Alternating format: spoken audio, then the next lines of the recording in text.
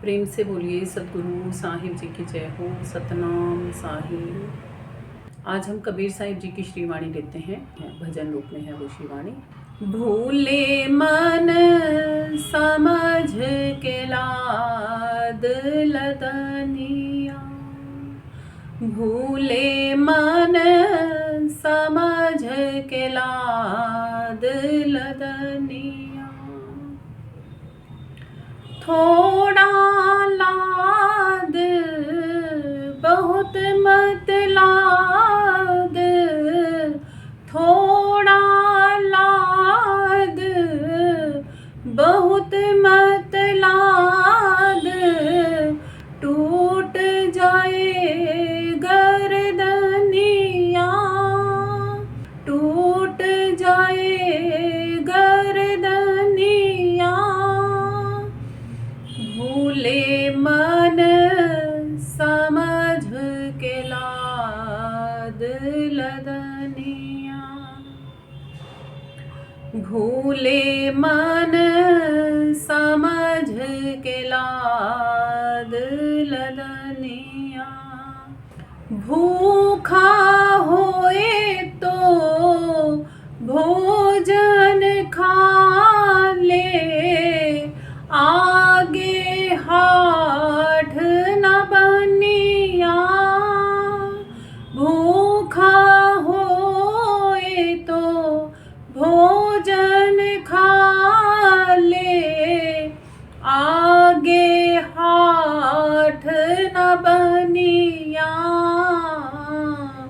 भूले मन समझ के लाद लदनिया, भूले मन समझ के लाद लदनिया, प्यासा होए तो पानी पी ले, प्यासा होए तो पानी पी ले, आगे ताल न पनिया,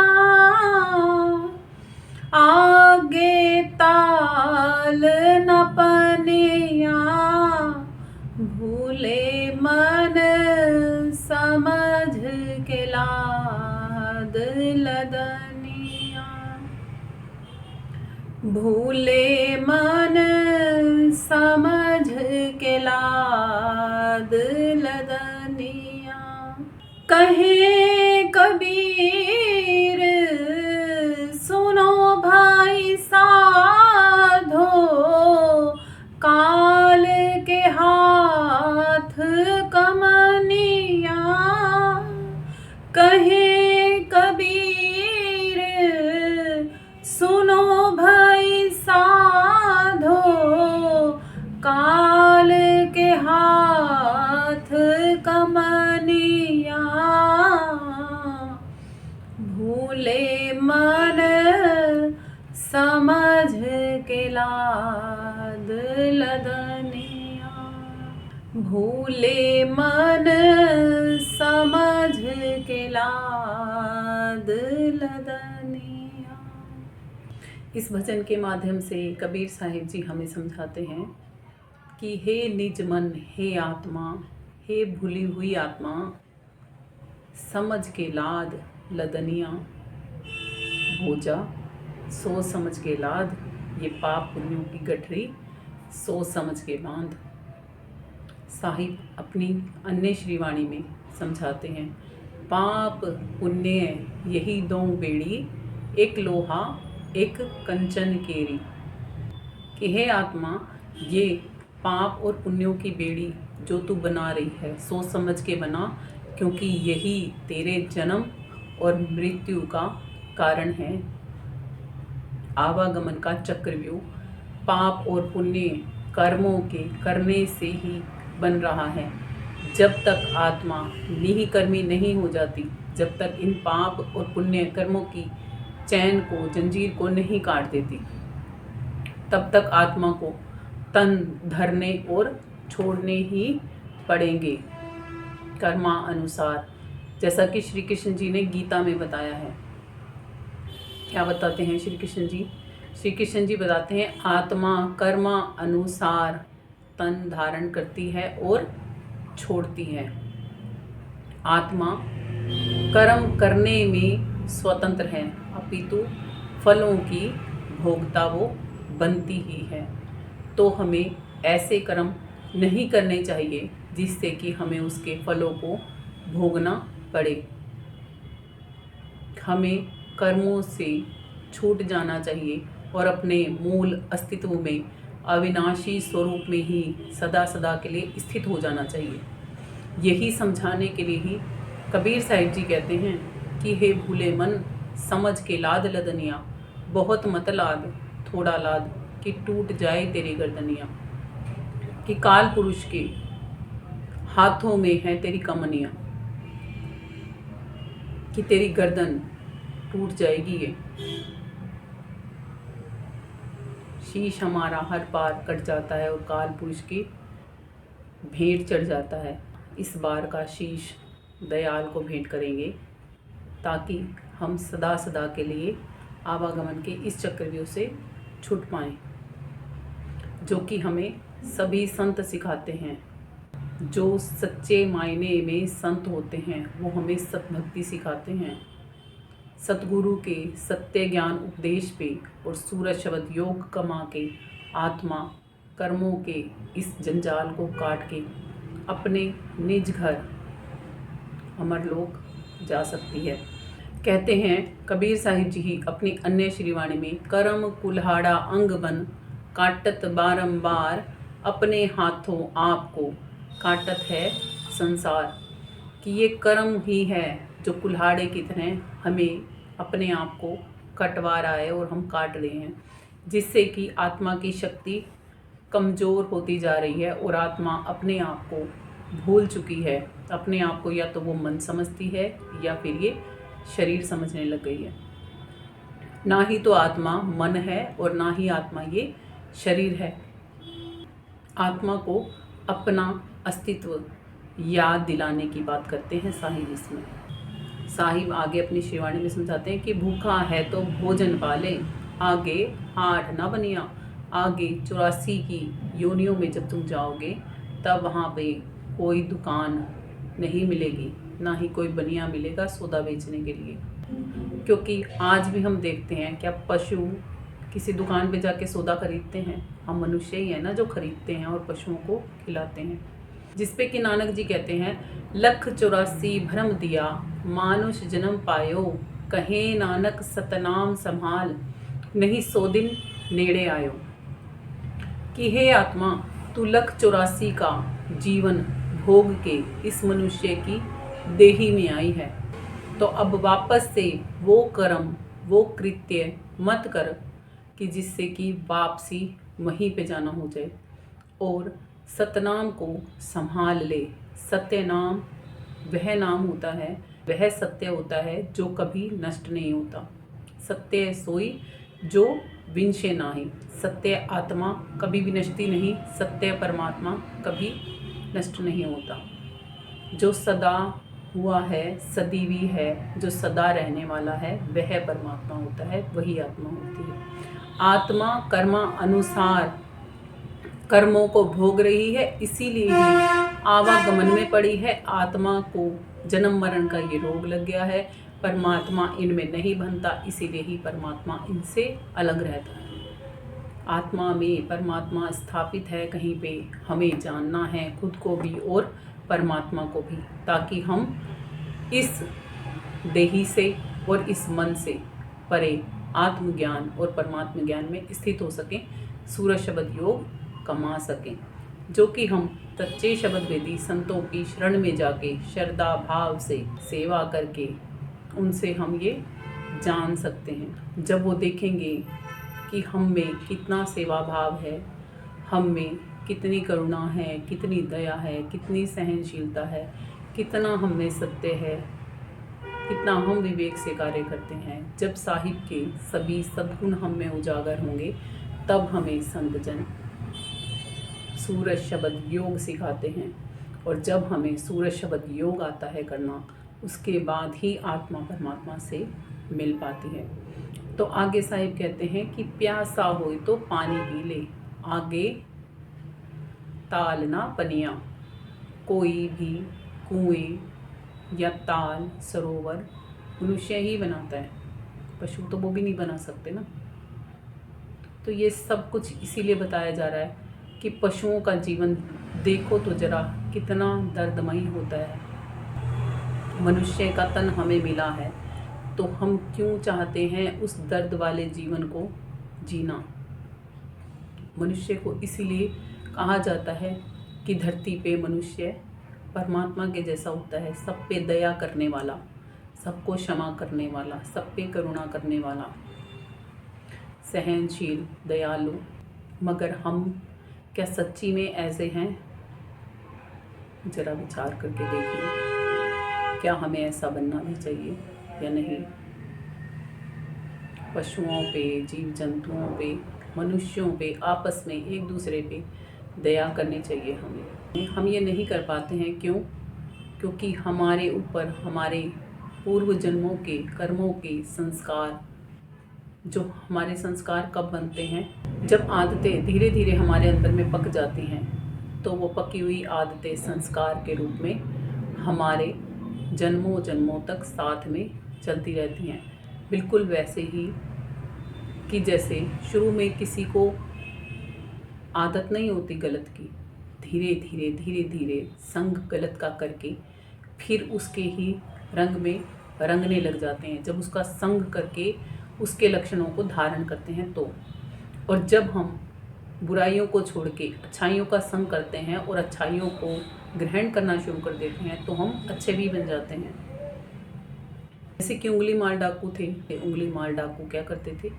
वो लोगों की उंगलियां काट देते थे और उनका सब धन छीन लेते थे। तो उन्होंने क्या किया? कभी बुरे का संग किया था तो वो ऐसे बन गए थे, और जब उन्होंने परिवर्तन चाहा, जब अच्छे संतों का संग किया, तो उन्होंने वो छोड़ दिया। तो उनके नाम के साथ में आज क्या लगता है? संत। संतों के संग से ही बदले ना, सत्य के संग से ही बदले ना। संत सत्य के संग को इतना पक्की तरीके से करवा देते हैं कि हम बदल जाते हैं। कहते हैं पारस में और गुरु में तू बड़ो अंतरो जान, वो लोहे से कंचन करे और गुरु कर ले आप समान। कि एक पारस पथरी होती है जो कि लोहे को सोना कंचन बनाने की ताकत रखती है, और गुरु में वो शक्ति होती है कि गुरु खुद पारखी होते हैं, संत पारखी होते हैं। वो हमें भी अपने रंग में जब रंगते हैं तो आत्मा को भी वो पारखी ही बना देते हैं। संत अपने जैसा बना देते हैं हमें। हम बनेंगे कब संतों जैसे? जब हम संतों का संग करके उनके दिखाए गए ज्ञान मार्ग पे चलेंगे। केवल संतों के शरीरों के साथ चलने से कुछ नहीं होता, संतों के ज्ञान के मार्ग पे चलने से हमें ज्ञान प्राप्त होता है। जैसे स्कूल में हमें टीचर पढ़ाती है, टीचर का संग तो हम घंटा, 2 घंटे या 6 घंटे सारा दिन में जब हम स्कूल में रहते हैं तो 6 घंटे ही संग करते हैं। बाकी 18 घंटे तो हम घर पे रह के टीचर के संग में रह के जो सीखा था उसका अभ्यास करते हैं, ताकि हमें टीचर की पढ़ाई हुई वो विद्या, वो ज्ञान हमारे अंदर में ग्रहण कर सकें। जब हम टीचर का संग इस तरीके से करते हैं और उस विद्या को पूर्णतः अभ्यास करके ग्रहण करते हैं, तो धीरे धीरे ही हमारे अंदर में भी वो टीचर वाली क्वालिटीज़ आने लग जाती हैं, और एक दिन वही टीचर हमें अध्यापक बना देता है। कब बने हम अध्यापक? जब हमने टीचर के ज्ञान को, उनके दिए गए सत्य उपदेश को ग्रहण किया और उस पे अमल किया, तब हम टीचर की तरह टीचर और संत की तरह संत बन गए। आदि नाम को पाए कर मेटो कर्म के अंक, कर्म मैल को काट कर जीव होवे निशंक। ये वही आदि अनादि नाम है जिसको सतनाम कहा जाता है, जिसको सूरज शब्द योग कहा जाता है, जिसको अनाम कहा जाता है, जिसको जिंदा नाम कहा जाता है। ये वही आदि अनादि नाम है जिसको पाने के बाद आत्मा के कर्मों के अंक, यानी कि आत्मा के कर्मों की लिखत, जो पाप और पुण्यों की जो चैन बना रखी है, उसको काटने का तरीका मिलता है। यानी कि जो हमने अंक कॉपी पे लिख दिए हैं, उनको मिटाने के लिए जैसे रबड़ काम करती है, इरेजर काम करती है, बिल्कुल वैसे ही संतों का ये ज्ञान हमारे कर्मों को मिटाने का, इरेज करने का काम करते हैं।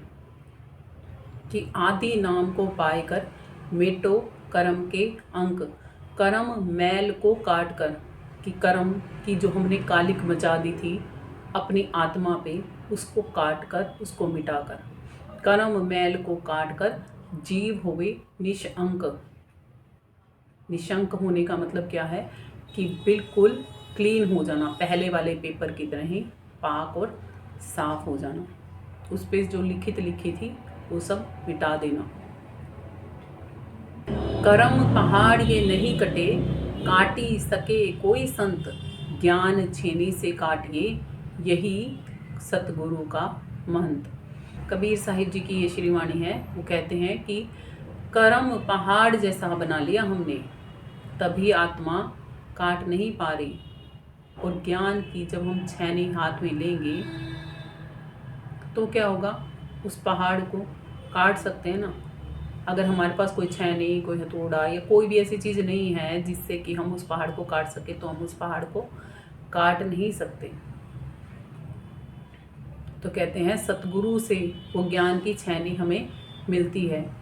कर्म पहाड़ ये नहीं कटे, काटी सके कोई संत। कोई संत कब काट सकते हैं, जब उनसे हम ज्ञान की छेनी लेते हैं, तब हम अपने कर्मों को काट सकते हैं।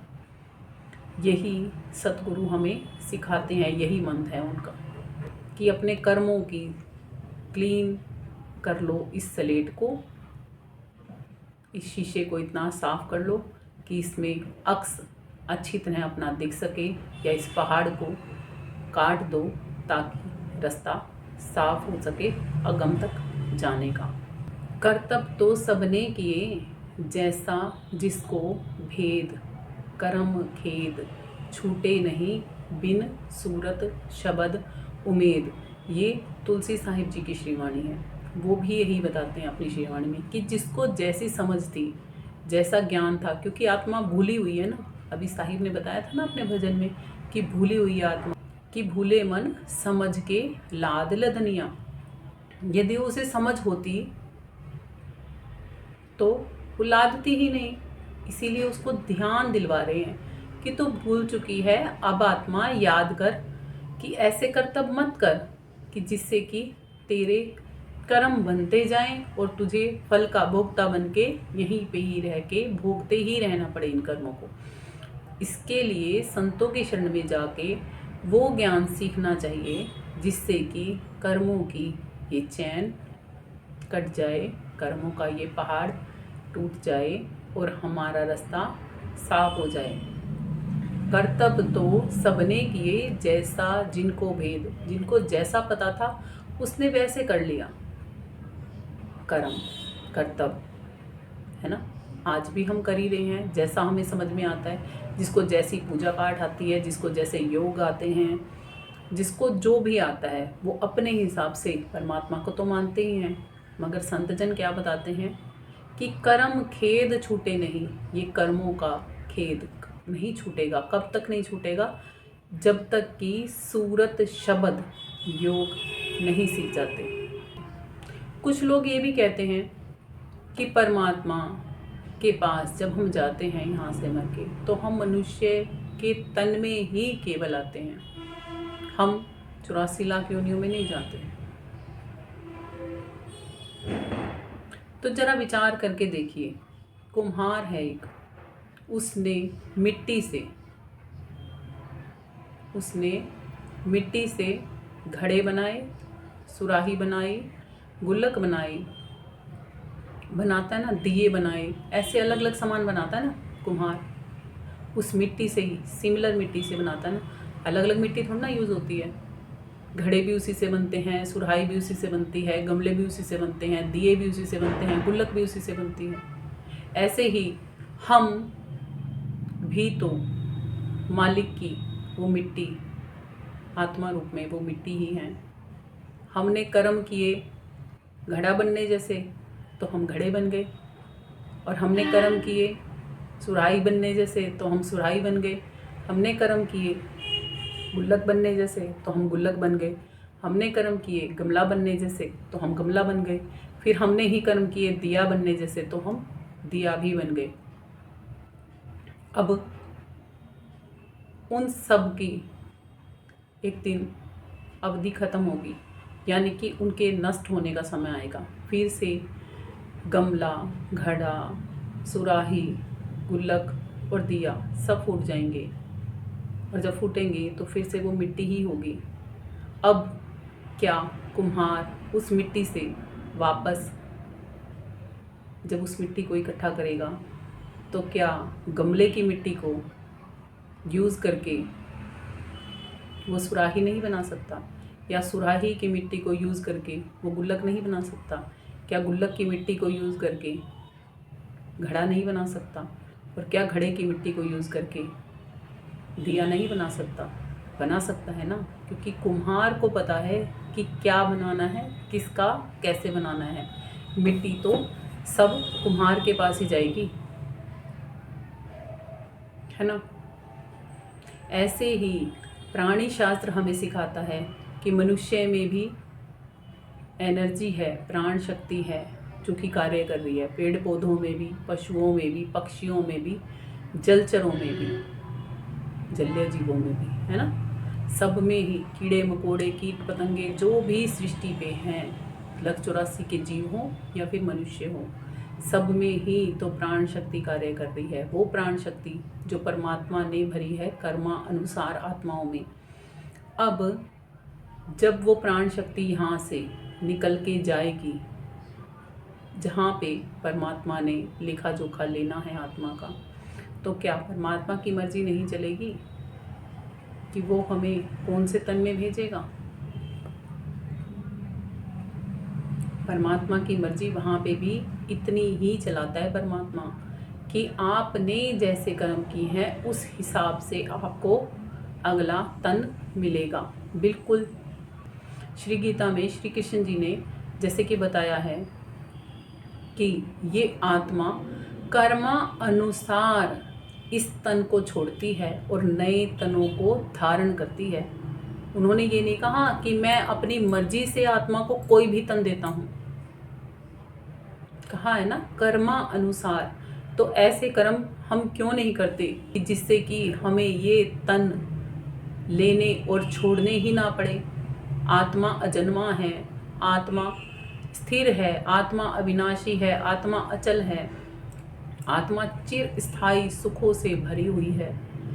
तो फिर क्या जरूरी है हमें ये कर्मों की ऐसी चैन बनाना कि जिसमें जन्म लेते समय भी दर्द और मरते समय भी दर्द, और बीच के जीवन में तो हम दुखी रहते ही हैं और सुख की तलाश ही करते रहते हैं। वो सुख की तलाश करता है जो कि स्वयं में सुखों की खान है। सुख राशि आत्मा सुखों की तलाश करता है कब? जबकि स्वयं को भूल चुका है।